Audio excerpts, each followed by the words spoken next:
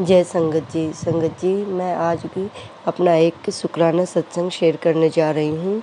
संगत जी मैं दिल्ली से हूँ और संगत जी जैसे कि आज मैं अपनी ड्यूटी करके घर आ रही थी, तभी मेरे ऑफिस से हेड ऑफिस से एक कॉल आती है कि आपकी ड्यूटी लगाई जा रही है।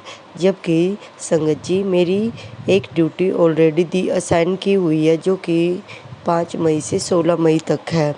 तो इसके बाद फिर से वो मेरी इसके बीच में एक ड्यूटी लगाने के लिए बोल रहे थे कि वो कल से स्टार्ट है। तो मैंने सोचा, क्योंकि संगत जी ये सब आपको पता है कि हर ऑफिस में एक प्लानिंग होती रहती है और पार्शियलिटी चलती रहती है। तो तब मुझे थोड़ा बुरा लगा कि अरे सोचने का टाइम भी नहीं दिया, अभी वो ड्यूटी की टेंशन हो रही थी, अभी बीच में एक ड्यूटी और दे दी। तो मैं अपनी स्कूटी चलाती जा रही थी और अपने मन में कॉल अटेंड करके मैंने बोला कि हे गुरुजी, हे मेरे सच्चे बादशाह, बड़ा मन दुखी हो रहा है। ये ऑफिस वाले बड़े गेम खेलते रहते हैं, प्लानिंग चलती रहती है, मतलब पार्शियलिटी करते रहते हैं। एक ड्यूटी ख़त्म हुई नहीं, दूसरी की तैयारी कर दी, जबकि इनको किसी को मैं कुछ बोल नहीं सकती, कोई अप्रोच नहीं है। मैंने कहा हे गुरुजी, मेरे पास तो आपकी ही अप्रोच है, आज मेरा मन बहुत दुखी है।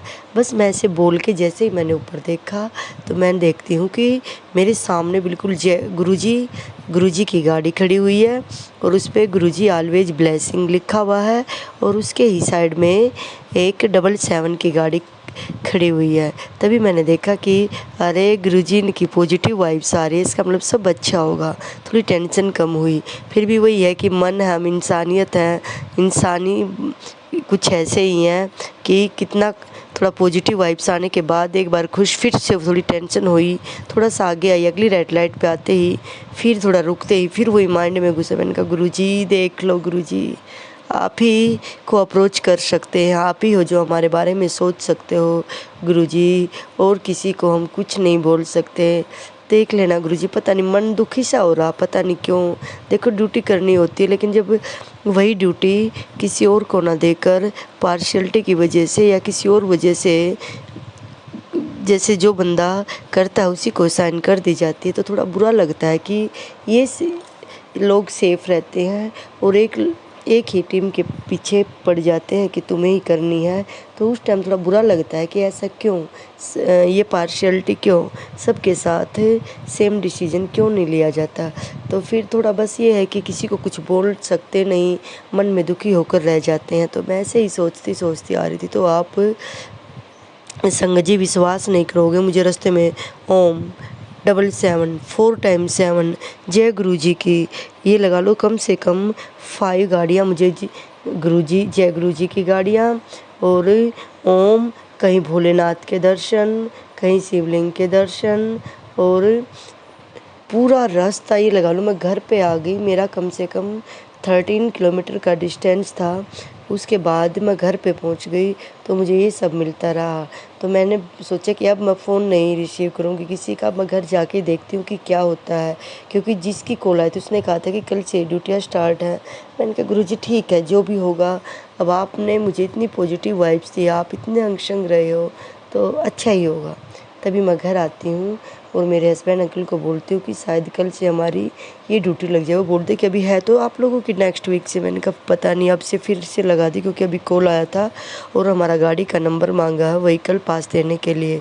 तो जैसे ही मैंने अपनी मेल ओपन की तो उसमें मैसेज आया हुआ था। मैंने ओपन कॉल करने से पहले मैंने मेरे हस्बैंड को बोला कि आ गई ड्यूटियाँ, अभी देखती हूँ। जैसे ही मैंने उसको PDF ओपन किया तो उसमें मैंने देखा कि नहीं, मेरी कल से नहीं, जैसे मेरी जो ड्यूटी मेरी 5 मई से है, उसके बाद 16 तक है, फिर मेरी 23 से वो ड्यूटी स्टार्ट है। तो मैंने कहा अरे गुरुजी, मैंने आपसे ही अरदास की थी कि मेरा मन बहुत दुखी है, पता नहीं क्यों गुरुजी मैं दुखी हो रही हूँ, आप ही कुछ करो, उनकी प्लान फेल करो, कैसे भी उनका माइंड चेंज करो गुरुजी, आप ही कर सकते हो। मैंने गुरुजी को अरदास लगाई थी, गुरुजी ने ऐसा किया कि वो मेरी ड्यूटी कल से नहीं, परसों से नहीं, जबकि जो मेरी आने वाली ड्यूटी जिसके लिए हम मेंटली प्रिपेयर हो चुके हैं उसके बाद की, और वो भी 1 वीक का गैप होने के बाद।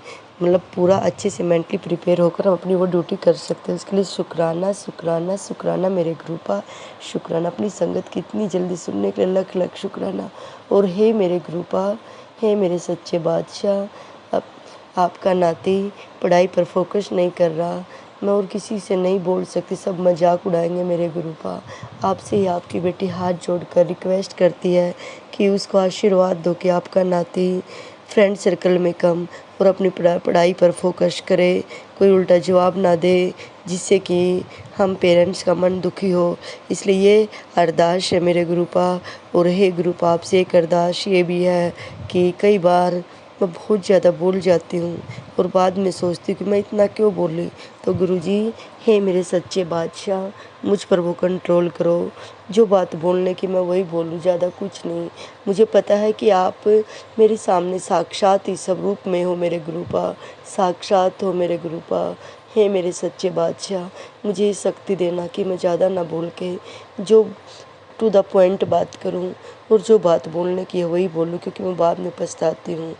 इसलिए ये आपके चरणों में आपकी बेटी की अरदास है मेरे गुरुपा, मेरी अरदास सुनना।